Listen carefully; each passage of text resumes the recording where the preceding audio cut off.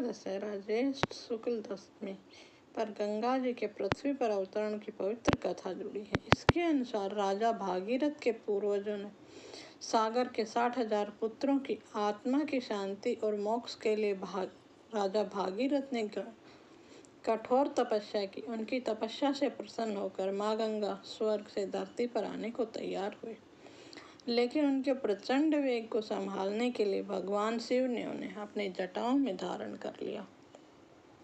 भागीरथ का संकल्प और गंगा का अवतरण। सूर्य वंश के राजा सागर ने अश्वमेध यज्ञ का आयोजन किया।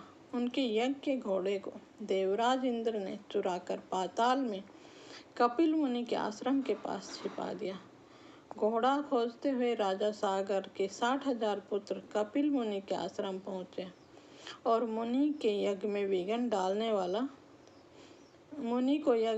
डालने वाला समझ लिया। गुस्से में आकर मुनि ने अपने शाप से सबको भस्म कर दिया। भागीरथ की कठोर तपस्या। सागर के पुत्रों का उद्धार करने के लिए राजा अंशुमान और राजा दिलीप ने प्रयास किया, लेकिन वे सफल नहीं हुए।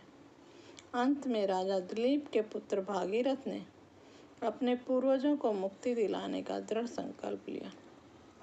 उन्होंने हिमालय में जाकर हजारों वर्षों तक भगवान ब्रह्मा और भगवान शिव की तपस्या की।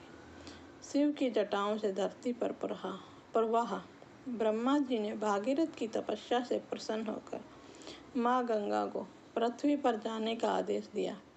गंगा ने कहा, यदि वे स्वर्ग से सीधे गिरेंगी तो पृथ्वी उनके वेग को सहन नहीं कर पाएगी। तब भागीरथ भगवान ने शिव की आराधना की और शिवजी ने गंगा को अपनी जटाओं में रोकने के लिए सहमत हुए। ज्येष्ठ मास के शुक्ल पक्ष की 10वीं तिथि को माँ गंगा शिव की जटाओं में समा गई और एक शांत जलधारा के रूप में पृथ्वी पर प्रकट हुई।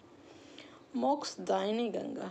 इसके बाद माँ गंगा राजा भागीरथ के पीछे पीछे पाताल लोक गई।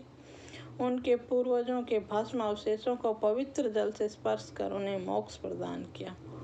पूजा का महत्व और स्नान। धार्मिक मान्यता के अनुसार गंगा दशहरा के दिन माँ गंगा के दर्शन और पवित्र नदी में स्नान करने से मनुष्य के 10 प्रकार के पाप, शारीरिक, वाचिक और मानसिक, नष्ट हो जाते हैं और उसको मोक्ष की प्राप्ति हो जाती है। गंगा दशहरा के दिन माँ गंगा का पूजा करने का बहुत ही विधान है।